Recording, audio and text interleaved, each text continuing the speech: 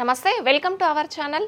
Immigration law consultant advocate Aditya Mallela garu స్టూడియోతో మనతో పాటు ఉన్నారు. సార్ని అడిగి గ్రీన్ కార్డుకి సంబంధించి మరిన్ని విషయాలు తెలుసుకుందాం. నమస్తే సార్. హలో అండి. సార్, గ్రీన్ కార్డు అసలు ఎన్ని రకాలు, దాని గురించి ఒకసారి బ్రీఫ్ చేస్తారు. సో యూఎస్లో సెటిల్ అవ్వాలి అనుకున్న వాళ్ళకి వాళ్ళ ఫైనల్ డెస్టినేషన్ చూసుకుంటే గ్రీన్ కార్డ్ అండి. ఓకే. సో గ్రీన్ కార్డ్ వస్తే మనం బాగా సెటిల్ అయ్యామని చెప్పి భావిస్తారు. ఓకే. సో డాలర్ డ్రీమ్స్ మనం ఎప్పుడు యూఎస్లో ఎందుకు సెటిల్ అవ్వాలి ఏంటి అనేది మాట్లాడుకున్నప్పుడు గ్రీన్ కార్డ్ వస్తే మేము సెటిల్ అయ్యాం, మాకు ఫైనాన్షియల్ స్టెబిలిటీ వస్తుంది అని చెప్పి భావిస్తారు. సో అలానే వాళ్ళకి ఏంటంటే చాలా బెనిఫిట్స్ ఉంటాయి. నేను చెప్పినట్టు ఏంటంటే family benefits, travel benefits, employment benefits, education benefits, citizenship benefits.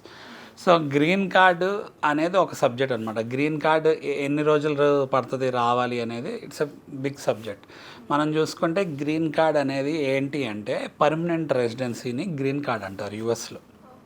So different countries different పేర్లతో పిలుస్తారు. యూజువల్గా ఏంటంటే పిఆర్ అంటూ ఉంటారు, పర్మనెంట్ రెసిడెన్సీ అంటారు దాన్ని, పర్మనెంట్ రెసిడెన్సీ కార్డ్.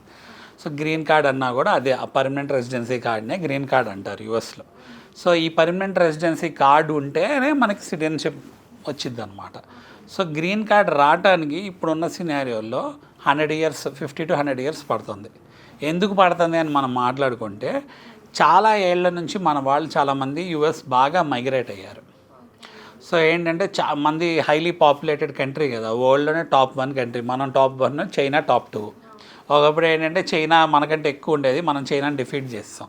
సో మన వాళ్ళు ఎక్కడ మన ఎస్పెషల్లీ మన ఇండియన్స్ చూసుకుంటే, మన తెలుగు వాళ్ళని చూసుకుంటే తెలంగాణ, ఆంధ్ర నుంచి ఏ కంట్రీ మీరు మ్యాప్లో ఏ కంట్రీ చెప్పినా అన్ని చోట్ల వెళ్ళిన వాళ్ళు ఉంటారు, లేదా ఏదో కంట్రీకి వెళ్ళి సెటిల్ అయిన వాళ్ళని ఫైండ్ అవుట్ చేయగలం.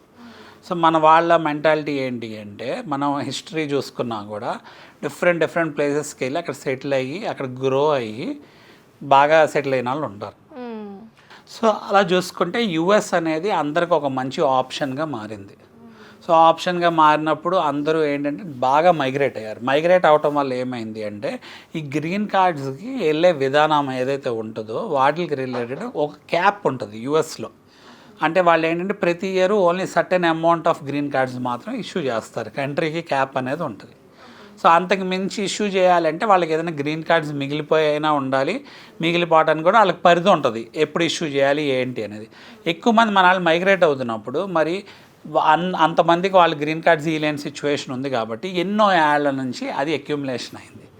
అలాగే మన వాళ్ళు వెళ్ళినప్పుడు ఒక్కళ్ళే కాదు కదా, ఫ్యామిలీ మెంబర్స్ కూడా ఇంక్లూడ్ అవుతారు కదా. దాంట్లో ఇంక్లూడ్ అయినప్పుడు ఏమైంది, వాళ్ళందరికీ కూడా గ్రీన్ కార్డ్ రావాలి అంటే ఒక గ్రీన్ కార్డ్ దగ్గర 3 to 4 గ్రీన్ కార్డ్స్ రావాల్సిన సిచ్యువేషన్ ఉంది. ఎప్పుడైతే 3 to 4 గ్రీన్ కార్డ్స్ రావాల్సిన సిచ్యువేషన్ ఉందో చాలా అక్యుములేషన్ అనేది జరిగింది మన పాపులేషన్ పరంగా చూసుకుంటే. సరే, అయితే ఇప్పుడు 50 to 100 years అందుకే టైం పడుతుంది. అయితే గ్రీన్ కార్డ్లో చాలా రకాల గ్రీన్ కార్డ్స్ ఉన్నాయి. మనకి గ్రీన్ కార్డ్స్ చూసుకుంటే యూజువల్గా మన వాళ్ళు చదువుకోవడానికి వెళ్ళి అక్కడ మాస్టర్స్ చేసేటప్పుడు వాళ్ళ వర్క్ వీసా స్పాన్సర్ చేసుకుని అదే ఎంప్లాయర్ వాళ్ళకి గ్రీన్ కార్డ్ స్పాన్సర్ చేస్తే అదొక కేటగిరీ. ఇంకో కేటగిరీ ఏంటి, డైరెక్ట్గా ఇక్కడ నుంచి వర్క్ మీద వెళ్ళి వర్క్ ఎక్స్పీరియన్స్ మీద వాళ్ళు అక్కడ గ్రీన్ కార్డ్ ఫైల్ చేసుకుంటే అదొక కేటగిరీ. అలానే ఒక్కోసారి ఏంటంటే కొంతమంది సిటిజన్స్ ఉంటారు కదా, సిటిజన్స్ని మ్యారేజ్ చేసుకున్నారు అనుకోండి, వాళ్ళకు ఒక కేటగిరీ ఆఫ్ గ్రీన్ కార్డ్ వస్తుంది, వాళ్ళు స్పాన్సర్ చేస్తారు. కాబట్టి ఆల్రెడీ మనం సిటిజన్ అయిపోతే మనం మన పేరెంట్స్కి స్పాన్సర్ చేయొచ్చు. అంటే లైక్ బ్లడ్ రిలేటివ్స్ ఎలా అయితే స్పాన్సర్ చేస్తాం, బ్లడ్ రిలేటివ్ కేటగిరీ అనుకోండి. సో త్రూ మ్యారేజ్ చెప్పాను. అలానే ఏంటంటే పేరెంట్స్కి మనం సిటిజన్ అయినాక మనం స్పాన్సర్ చేస్తే అదొక కేటగిరీ, వాళ్ళ గ్రీన్ కార్డ్ వస్తుంది. అలానే మనం సిటిజన్ అయినాక మన సిస్టర్కో బ్రదర్కో సిబ్లింగ్స్కి చేయొచ్చు, అది కూడా ఒక కేటగిరీ. ఇంకో కేటగిరీ ఏంటి, ఇప్పుడు ట్రంప్ ఎక్కువ ఇల్లీగల్ ఇమిగ్రెంట్స్ గురించి మాట్లాడుతున్నాడు కదా, అన్డాక్యుమెంటెడ్ ఇమిగ్రెంట్స్ గురించి. ఈ ఎవరైతే కంట్రీలోకి బార్డర్స్ ద్వారా ఎంటర్ అయిపోయి వీళ్ళు ఏం చేస్తారంటే, వాళ్ళు మాకు థ్రెట్ ఉంది మా కంట్రీ నుంచి అని చెప్పి అసైలంగా కానీ రెఫ్యూజీగా కానీ పొలిటికల్ అసైలంగా కానీ సీక్ చేస్తారనమాట. మాకు థ్రెట్ ఉంది కాబట్టి మీరు కాపాడండి, మేము శరణార్థులము అని చెప్పి అడుగుతారు. ఆ కేటగిరీలో కూడా వాళ్ళు ఏంటంటే డాక్యుమెంటెడ్ ఫామ్లోకి మారి వాళ్ళకి ఒక కేటగిరీ గ్రీన్ కార్డ్ వచ్చే అవకాశం ఉంది. దాన్ని బాగా అబ్యూస్ చేశారు మన వాళ్ళు. ఏంటంటే మనం చూసుకుంటే మనం ఒక్కళ్ళే కాదు కదా మైగ్రేట్ అయ్యేది, throughout throughout all over the world యూఎస్కి మైగ్రేట్ అయ్యే వాళ్ళు చాలా చాలామంది ఉంటారు, చాలా కంట్రీస్ నుంచి. డిఫరెంట్ కంట్రీస్ చూసుకుని అసలు ల్యాండ్ ఆఫ్ ఇమిగ్రెంట్స్ కదా, మైగ్రెంట్స్ కదా యూఎస్ అనేది. సో అలా మైగ్రేట్ అయ్యే వాళ్ళు చాలామంది ఉన్నారు. సో కొంతమంది ఆ ప్రాసెస్ని బాగా అబ్యూస్ చేసి దాన్ని మిస్యూజ్ చేయడం జరిగింది. సో ఇంకో కేటగిరీ ఆఫ్ వీసా ఏంటి అంటే బై ఇన్వెస్ట్మెంట్ కూడా మనం గ్రీన్ కార్డ్ తెచ్చుకోవచ్చు. సో మనం ఈ విధి విధానాలు చూసుకుంటే ప్రతి దానికి ఏంటంటే కరెంట్ వెయిటింగ్ అలా ఉంటుంది అనమాట. అంటే ఏ ఇయర్ నుంచి వెయిటింగ్ ఉంది, ఏ ఇయర్ వాళ్ళ వరకు శాంక్షనింగ్ అవుతుంది, ప్లస్ ఏంటంటే కరెంట్ అంటే ఇప్పుడు అవైలబుల్గా ఉంది అప్లై చేసుకోవచ్చు అని చెప్పేసి చెప్తారు. అలా చూసుకుంటే మీకు ఏంటంటే యూజువల్గా ఇంతకుముందు 5 to 10 years పట్టేది 10 to 15 years or 15 to 20 years పట్టే గ్రీన్ కార్డు ఇవాళ ఏంటంటే 50 to 100 years పడుతుందని వెళ్ళిపోయింది. మోస్ట్ ఆఫ్ ద కేటగిరీస్ మన వాళ్ళు ఎక్కువ మైగ్రేట్ అయ్యే కేటగిరీస్ చూసుకుంటే. ఈ త్రూ ఇన్వెస్ట్మెంట్ చూసుకుంటే మనం డబ్బులు అక్కడ పెట్టి ఆ డబ్బులు మళ్ళీ మనకి వెనక్కేస్తారు.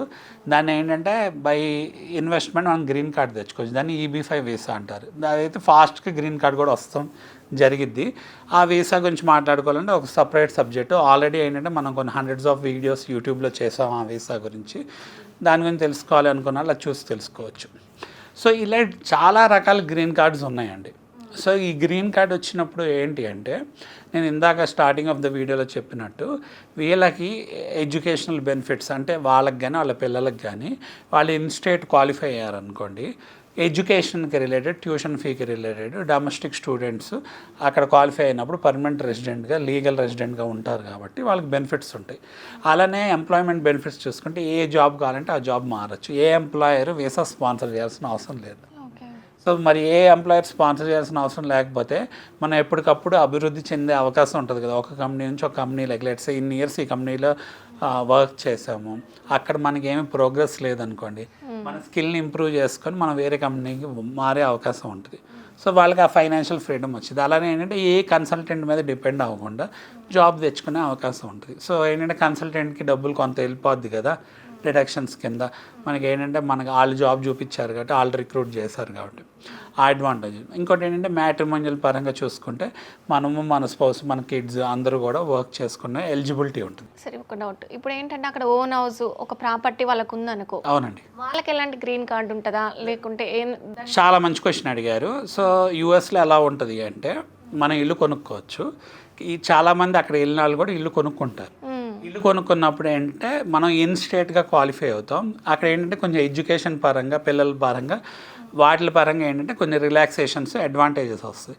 కానీ ఇమిగ్రేషన్ పరంగా చూసుకుంటే మనకి లీగల్ స్టేటస్ ఎప్పుడు మనం యుఎస్లోనే ఉండాలి, మనం గ్రీన్ కార్డ్ హోల్డర్గా మారాలి అంటే ఇల్లు కొనుక్కున్నాం కదా అని మనకి గ్రీన్ కార్డ్ ఇయ్యరు. ఓకే.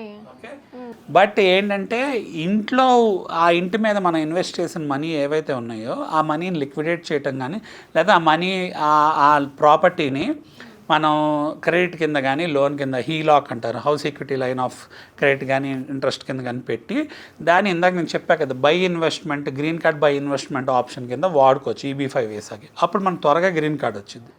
మనకి చాలా కేసెస్లో ఎలా ఉంటుంది అంటే మనం ఇల్లు కొనుక్కుంటే అక్కడ సెటిల్ అయిపోయాం అనుకుంటాం. యూఎస్లో అలా కాదనమాట. ఇల్లు కొనుక్కుంటే ఒక ప్రాపర్టీ అనేది మనం ఎస్టాబ్లిష్ చేసుకున్నట్టు. మన ఇమిగ్రేషన్ గోల్ వేరు, మన ఇన్వెస్ట్మెంట్ గోల్స్ వేరు. సో ఇమిగ్రేషన్ గోల్ ఏంటి అంటే గ్రీన్ కార్డ్ వస్తే మనకి అచీవ్ అయినట్టు.